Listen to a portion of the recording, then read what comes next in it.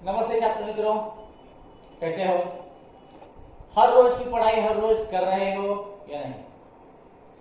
अब तक जितने भी मैंने वीडियो बनाकर भेजे हैं वो आपके मोबाइल पे अब भी मौजूद है, साथी के ग्रुप पे। अगर चाहे आपने अब तक वो वीडियो नहीं देखे हैं तो क्रम से देखें। पहला पार्ट, उसकी शायद 2 वीडियो है। अगर वीडियो बड़ा बना है तो एक ही पार्ट के मैंने 2 वीडियो बनाए हैं और आपके ग्रुप पे भेजे हैं। तो अब भी आप देख सकते हैं, कभी भी वीडियो देख सकते हैं। कुछ छात्र ऐसे कहते हैं कि जब आप दोपहर को 1 बजे ताश लेते हैं तो मोबाइल घर पे नहीं होता, तो शाम को आपके पिताजी घर आते हैं तब भी आप वो वीडियो देख सकते हैं। इसलिए मैं खामखा वीडियो बनाकर भेज रहा हूं। आर्यन ढवड़े और कुछ छात्र ऐसे हैं जिन्होंने अभी तक वीडियो देखा नहीं है, तो वो सभी वीडियो क्रम से देखें। अब तक 3 प्रकरण हम ले चुके हैं, उसका अध्ययन कर चुके हैं। आज 4था प्रकरण लेने वाला हूं। सेतु अभ्यासक्रम और किताब में जितने प्रकरण पढ़ाए गए हैं, मतलब 3 प्रकरण पढ़ाए गए, तो उनका स्वाध्याय आपको हर रोज लिखना है। अगर परीक्षा नहीं हुई, इस साल अगर कोरोना का प्रकोप रहा और परीक्षा नहीं हुई, तो जो आपने सेतु अभ्यासक्रम का स्वाध्याय लिखा है उसी का मूल्यमापन होने वाला है, उसी को हम अंक देने वाले हैं, मतलब मार्क्स देने वाले हैं। इसलिए यह पढ़ाई पूरे 45 दिनों तक आपको करनी ही है, उसका स्वाध्याय आपको लिखना है। ठीक है, 4था प्रकरण शुरुआत करते हैं। अपनी कॉपी में नाम लिख लीजिए। किताब, कॉपी और पेन लेकर ही आपको बैठना है। ठीक है, 4थे प्रकरण का नाम लिख लीजिए, देहात और शहर।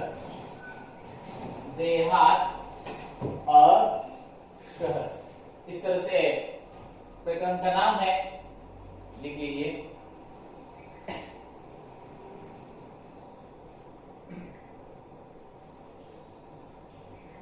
और लेखक है अभिषेक पांडे। लेखक का नाम मैं यहां लिखता हूं,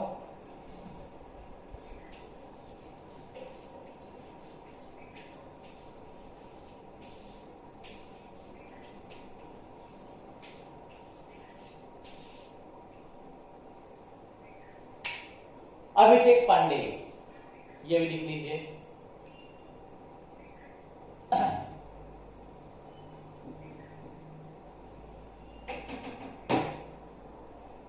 मैं लेखक का परिचय पढ़ रहा हूं।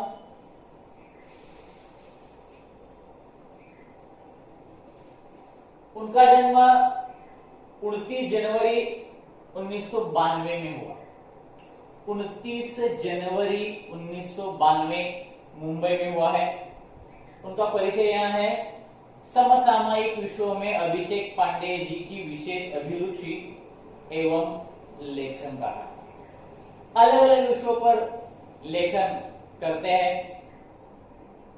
प्रस्तुत पत्रों में, अब यहाँ 2 पत्र है, ये पत्र लेखन है। ये पत्र क्या है? पत्र लेखन है। प्रस्तुत पत्रों में लेखक ने देहात और शहर के अपने सुख दुख एवं बढ़ती हुई जनसंख्या के अभिशाप पर अनेक सुझाव दिए। इस पत्र में क्या है? देहात, देहात मतलब ग्रामीण इलाका, खेड़ेगांव, जिसे हम खेड़ेगांव कहते हैं। देहात और शहर के अपने सुख दुख। देहातों के भी कुछ सुख दुख है, वहां कुछ सुविधाएं हैं, कुछ नहीं है। शहरों में सुविधाएं होती है लेकिन यातायात बहुत होती है, जनसंख्या बहुत होती है। शहरों के अलग अपने प्रॉब्लम्स है। तो शहर के अपने सुख दुख एवं बढ़ती जनसंख्या, जनसंख्या मतलब लोक संख्या के अभिशाप पर अनेक सुझाव दिए। बढ़ती लोक संख्या के अभिशाप पर अनेक सुझाव दिए। सुझाव मतलब सूचनाएं दी है, सलाह दिला है। अब पाठ शुरू करने से पहले ऊपर एक प्रश्न है, खोजबीन। खोजबीन में क्या लिखा है? खोजबीन मतलब ढूंढना, शोध लेने। डाकघर से प्राप्त सेवाएं बताओ। अब डाकघर मतलब क्या? Post office. डाकघर का मतलब क्या है? Post office. क्या क्या सेवाएं मिलती है हमें पोस्ट ऑफिस से? पत्र आते हैं, मनी ऑर्डर आता है, मतलब पैसे। आजकल सब गूगल पे वगैरह कर रहे हैं, हाँ? लेकिन एक जमाना था जब मनी ऑर्डर आती थी, पैसे भेजे जा सकते थे पोस्ट के माध्यम से। अब कुछ पार्सल भी आते हैं पोस्ट से, राखी भेजी जा सकती है और बहुत सारी कुछ चीजें भी हम पोस्ट के माध्यम से भेज सकते हैं।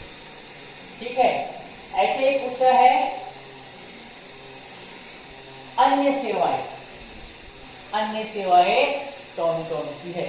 तो बताइए, डाकघर जैसी अन्य कौन कौन सी सेवाएं है? जरा सोचिए।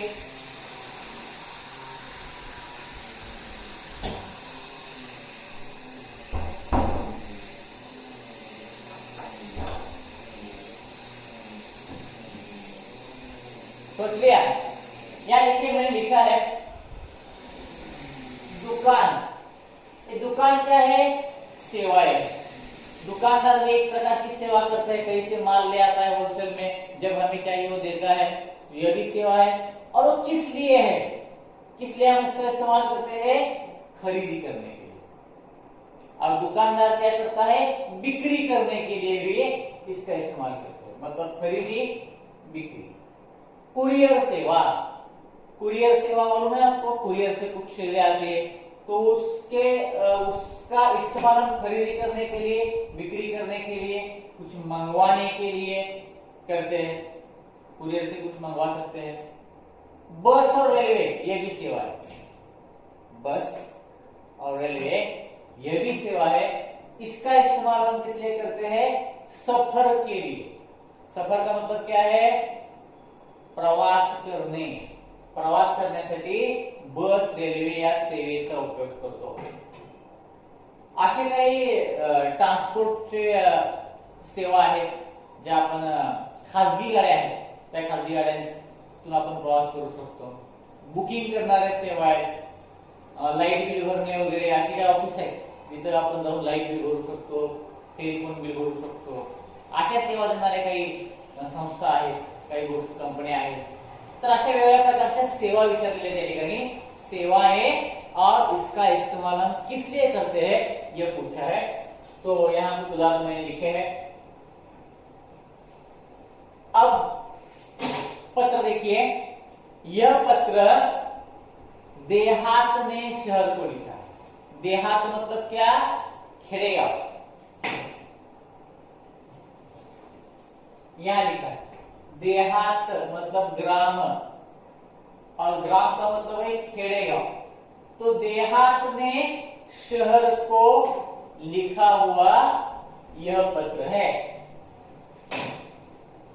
प्रिय मित्र शहर, देहात के शहर को क्या मानता है? मित्र मानता है. नमस्कार.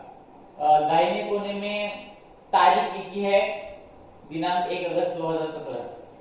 1 अगस्त 2017. यह तारीख अब बाई तरफ चली ना. ये पुरानी किताब है तो बाई तरफ डाव्या बाजूलाच आपल्याला पत्रलेखनामध्ये तारीख लिहायची आहे.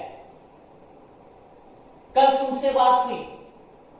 कल तुमसे बात हुई कहता है देहात शहर को. मेरे सुख दुख के संबंध में पूछा. तुमने मेरी पूछताछ की, मेरे सुख दुख के बारे में पूछा. धन्यवाद. बहुत सारी बातें मेरे मन में है, सब कुछ दूरध्वनि पर कहना मुश्किल है. मेरे मन में बहुत सारी बातें हैं और सब कुछ दूरध्वनि मतलब टेलीफोन पर मैं नहीं बता सकता. कुछ बातें ऐसी होती है कि हम फोन पर नहीं बोल सकते. विस्तार से बोलने के लिए हमें मिलना जरूरी है. सोचा पत्र ही लिखूं.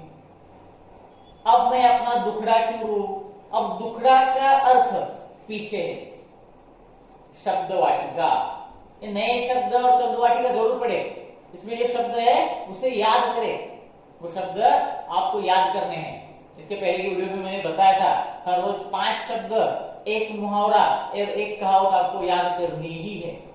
ताकि आपका हिंदी का शब्द संसार बढ़ जाए। यही शब्द 10वीं तक है, 10वीं तक की किताबों में यही शब्द आते हैं, तो आपको इन शब्दों का अर्थ मालूम होना चाहिए। तो देखिए, दुखड़ा रोना मुहावरा है। दुखड़ा रोना मतलब दुख सुनाना, अपने आप बीती बताना, खुद का जो कुछ भी है, अच्छा बुरा जीवन में जो कुछ भी चल रहा है, दूसरों को बताना। दुखड़ा रोना मतलब दुख सुनाना। तो देहात कहता है शहर को, अब मैं अपना दुखड़ा क्यों रो, मैं अपना दुखड़ा क्यों सुनाऊं। चलिए इस बार कुछ अच्छी बातें भी तुमसे साझा करता हूं। सिर्फ दुखड़ा नहीं रोऊंगा, जो असुविधाएं है देहातों में वही नहीं बताऊंगा, जो है, जो अच्छा है वही बताऊंगा। साझा करना, देखिए ये भी एक पीछे दिया है नया शब्द, बांटना। बांटना, शेयर करने में जिसे कहते हैं। अच्छी बातें भी मैं शेयर करता हूं, अच्छी बातें साझता हूं, मतलब बताता हूं। डिजिटल क्रांति का थोड़ा असर हमारे गांव में भी दिखाई पड़ने लगा है। डिजिटल क्रांति जैसे कि मोबाइल, इंटरनेट है, कुरियर सेवा है, अलग अलग जो नए नए तंत्रज्ञान का विकास हुआ है, नया तंत्रज्ञान विकसित हुआ है, उसके बारे में ये हाल बता रहा है कि हमारे गांव में भी ये डिजिटल क्रांति हुई है, नया तंत्रज्ञान आया है, कुछ प्रभाव है, लोग इंटरनेट का इस्तेमाल कर रहे हैं, मोबाइल के माध्यम से नित्य नवीन सूचनाएं हम तक पहुंचने लगी है। ये ऐसा एक माध्यम है, हर प्रकार की सूचनाएं पहुंचाता है। देखिए मोबाइल में आपको गाने सुन सकते हैं, समाचार सुन सकते हैं, वीडियो देख सकते हैं, फिल्म देख सकते हैं, किसी भी प्रकार की सूचना हो यूट्यूब के माध्यम से आप देख सकते हैं। दुनिया भर का ज्ञान आप यूट्यूब के माध्यम से, गूगल के माध्यम से घर बैठे पा सकते हैं। तो इतनी डिजिटल क्रांति हुई है, इसका असर हमारे गांव में भी। अब देखिए मैं बोल रहा हूं, आप अपने घर में बैठकर सुन रहे हैं, तो ये क्या है, एक प्रकार की डिजिटल क्रांति है। स्वच्छ ग्राम स्वस्थ ग्राम परियोजना घर घर तक पहुंच गई है। स्वच्छ ग्राम स्वस्थ ग्राम, स्वच्छ मतलब क्या, अपना गांव स्वच्छ होना चाहिए। ये बहुत वर्षों से बता रहे नेता लोग या बड़े बड़े जो क्रांतिकारक है, समाज सुधारक है। महात्मा गांधी जी ने बताया था स्वच्छता का महत्व, तो खुद सब साफ सफाई करते थे, अपनी घर की, अपने आंगन की साफ सफाई खुद करते थे और दूसरों को स्वच्छता का महत्व बताते थे। संत गाड़गे बाबा ग्राम स्वच्छता अभियान अभी चलाया सरकार ने। संत गाड़गे बाबा ग्राम स्वच्छता अभियान, निर्मल ग्राम योजना, जो गांव पूरा का पूरा बिल्कुल साफ सुथरा है, बिल्कुल साफ सुथरा, उसे सरकार पुरस्कार देती है, बड़ी रकम देती है गांव के सुधारने के। लेकिन दुर्दैवश आज भी ऐसे कई देहात है, हम स्कूल में आते समय देखते हैं कि दोनों तरफ अब भी गंदगी है, रास्ते के दोनों तरफ अब भी गंदगी है, हर घर में शौचालय नहीं है। तो ये बात बिल्कुल सही नहीं है। सरकार कह रही है कि स्वच्छता बनाओ, क्योंकि स्वच्छता अगर हम रखें तभी हमारी सेहत अच्छी रहेगी, हम स्वस्थ रहेंगे। स्वस्थ मतलब निरोगी रहेंगे। स्वच्छता हो तो मच्छर नहीं होंगे, बीमारियां नहीं फैलेगी, हम स्वस्थ रहेंगे, हमारा शरीर स्वस्थ रहेगा और स्वस्थ रहना जरूरी भी है। इसलिए स्वच्छ गांव स्वस्थ गांव, इस तरह से स्वच्छ ग्राम स्वस्थ ग्राम, ग्राम मतलब देहात, खेड़ेगांव, ये योजना घर घर तक पहुंच गई है। ग्रामजन भी शिक्षा, स्वास्थ्य, रोजगार, खेती के नवीन औजारों और आधुनिक खेती की पद्धतियों को थोड़ा थोड़ा जानने लगे। ग्रामजन यह शब्द है, ग्रामजन देहात के लोग, खेड़ेगावातले लोग, देहात मतलब खेड़ेगांव, खेड़ेगावातले लोग, वो क्या जान रहे हैं, शिक्षा के बारे में। शिक्षा का मतलब क्या है, शिक्षण, शिक्षा नहीं, सजा नहीं, शिक्षण। और जिसे आप शिक्षा कहते हैं, छड़ी मारने वगैरह, उसे हिंदी में सजा कहते हैं, सजा। तो यहाँ शिक्षा का मतलब है शिक्षण, स्वास्थ्य, आरोग्य, रोजगार, रोजगार आपको मालूम है काम करना, और खेती के नवीन अवजार, शेतातील नवीन अवजार, नांगर आहे, आता आधुनिक ट्रॅक्टर आहे, अशी नवीन अवजार आधुनिक खेती की पद्धतियों को थोड़ा थोड़ा जानने लगे। आजकल आधुनिक पद्धति से खेती देहातों में भी होती रहती है, खेडेगावात सुद्धा नवीन पद्धतीने आता नवीन नवीन मशिनरी, ऊस कापायची मशिनरी आहे, नांगरणीसाठी ट्रॅक्टर आहे, नवीन नवीन मळणी मशीन आहे, नवीन नवीन अशा मशिनरीच्या माध्यमातून लोक शेती करतायत। घर घर शौचालय जैसी सुविधा के प्रति लोग जागरूक हो रहे हैं। अब लोगों को ये पता चल रहा है कि घर घर शौचालय होना जरूरी है, बहुत जरूरी है। टीवी पर तो कई बार एडवर्टाइजमेंट दिखाया जाता है कि शौचालय घर घर में होना जरूरी है, और उसके लिए शासन ने कई योजनाएं बनाई है। अगर आप शौचालय बनाना चाहते हैं घर के पास, तो शासन, सरकार भी आपको आर्थिक मदद करती है, कुछ पैसे दे देती है अलग अलग योजनाओं के माध्यम से। हालांकि कुछ परेशानियां अब भी वही की वही है, ये सब हो गया है, लेकिन कुछ परेशानियां देहातों में अब भी है। पीने का पानी लाने के लिए दूर दूर तक जाना पड़ता है। अब लगभग बहुत सारे गांव में आपको मालूम है कि आपके गांव में पानी आता है, हमारे गांव में पानी आता है नल के जरिए, लेकिन कुछ गांव ऐसे हैं, दुर्गम है, कि वहां पानी नहीं है, तो दूर से पानी लाना पड़ता है। मेरे यहाँ विद्यालय तो है, पर उनमें आवश्यक सुविधाएं नहीं। उनके गांव में विद्यालय है, लेकिन विद्यालय में आवश्यक सुविधाएं नहीं है, जैसे कि पीने के पानी हो, शौचालय हो, ऐसी आवश्यक सुविधाएं नहीं है। महाविद्यालय तो हमारे गांव से बहुत दूर है, कॉलेज तो बहुत गांव से दूर है। तुम्हारे बारे में सोचता हूं तो लगता है कि तुम्हारे पास अत्याधुनिक और अच्छी सुविधाएं, विकसित तकनीक है। और ये देहात क्या कहता है शहर को, तुम्हारे गांव में अच्छी सुविधाएं है, अच्छी तकनीक है, तकनीक यहां लिखा है मैंने, तकनीक, तंत्रज्ञान, मतलब अलग अलग मशीनरी है, अलग अलग मशीनरी है, मोबाइल है, इंटरनेट है, बहुत सारे जो नया नया तंत्रज्ञान विकसित हुआ है वो सभी शहरों में उपलब्ध है।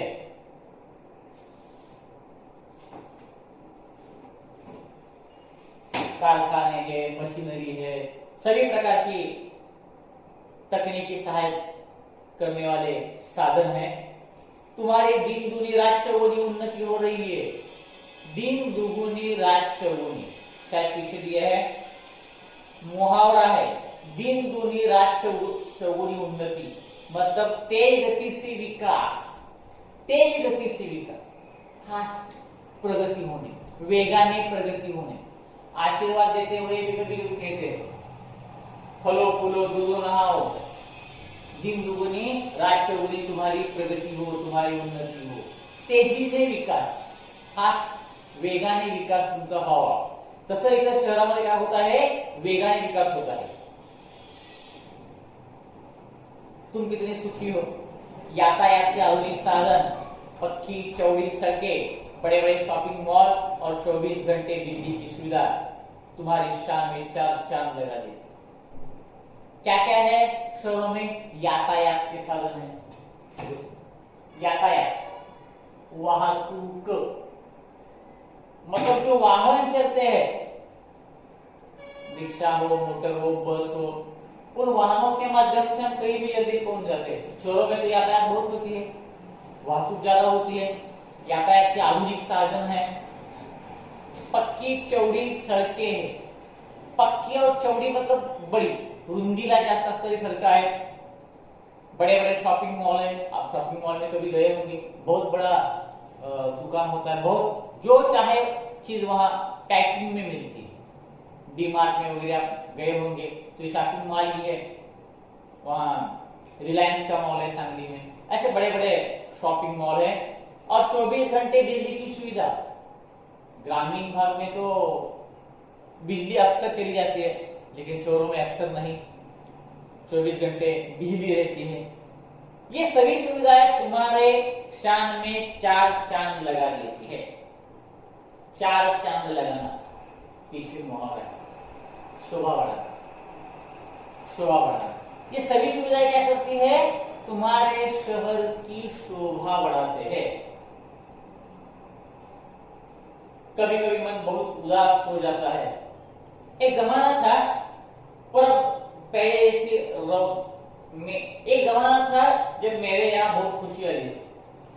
कुछ साल पहले, 50 साल पहले देहातों में भी बहुत खुशियां थी, क्योंकि लोग ज्यादा शहर की तरफ नहीं बढ़े थे, देहातों में रहते थे, सब कुछ वहां मिलता था। लेकिन अब नहीं, चारों तरफ हरियाली थी, पर अब पहले जैसी रौनक नहीं रही। हरियाली थी, खेती हरी भरी खेती थी, खेत लहलहाते थे। अब रौनक नहीं, रौनक मतलब चमक दमक, शहरों में भी चमक दमक होती है, शॉपिंग मॉल से सजावट की हुई होती है। तो उस तरह से सजावट देहातों में नहीं, ग्रामीण इलाकों में नहीं है। मैं असुविधा, आमच्या गावामध्ये सुविधा नहीं है, सगळ्या सोयी नहीं है। बेरोजगारी, और कुछ लोगों के हाथ में काम नहीं है, बेरोजगार है।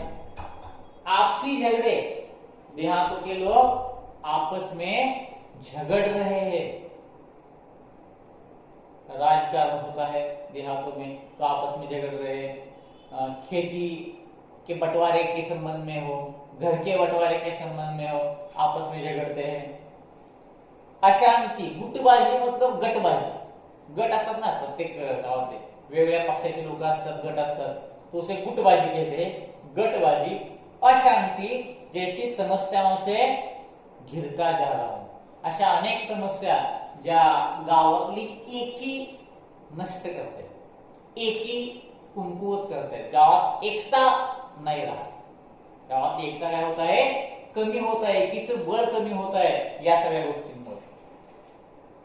यहाँ के कुछ अशिक्षित और अल्पशिक्षित लोग परिवार कल्याण के प्रति आज भी उदासीन है। काही अशिक्षित असे लोक आहेत, ते त्यांना कुटुंबाचं कल्याण, कुटुंब कल्याण म्हणजे याला म्हणतो की छोटे कुटुंब सुखी कुटुंब, याचं महत्व त्यांना अजूनही कळलेलं नाही। म्हणजे जास्तीत जास्त मुलांना ते जन्म देत आहे, मुलगाच पाहिजे म्हणून मुलाला जन्मेपर्यंत ते वाट पाहत आहेत। मुलीला ते आपला वंशाचा वारस वगैरे मानत नाही। परिवार त्यांचा मोठा होतोय, कुटुंब त्यांचं मोठं होतंय, आणि त्यामुळं अनेक अडचणी पुढे निर्माण होत आहेत।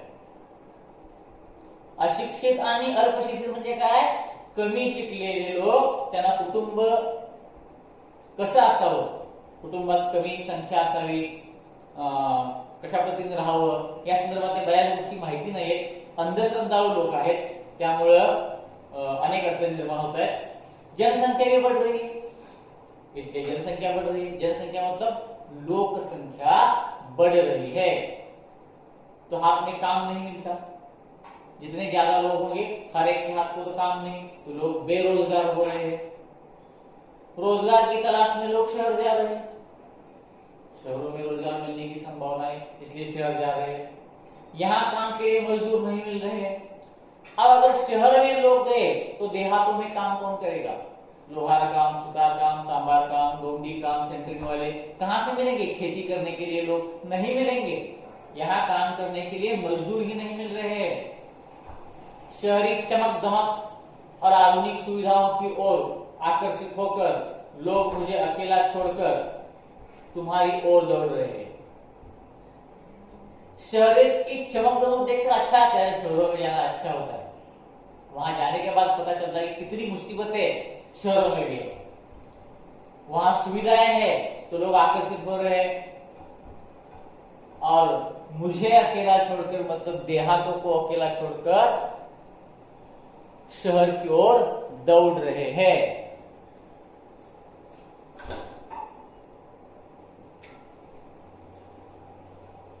आई बात समझ में? यहां स्वास्थ्य सुविधाएं भी नहीं है, मतलब अच्छे हॉस्पिटल्स या दवाइयां, इस तरह मेडिकल शॉप, अच्छी सुविधाएं स्वास्थ्य के लिए जो सेहत के लिए आवश्यक है वो नहीं है।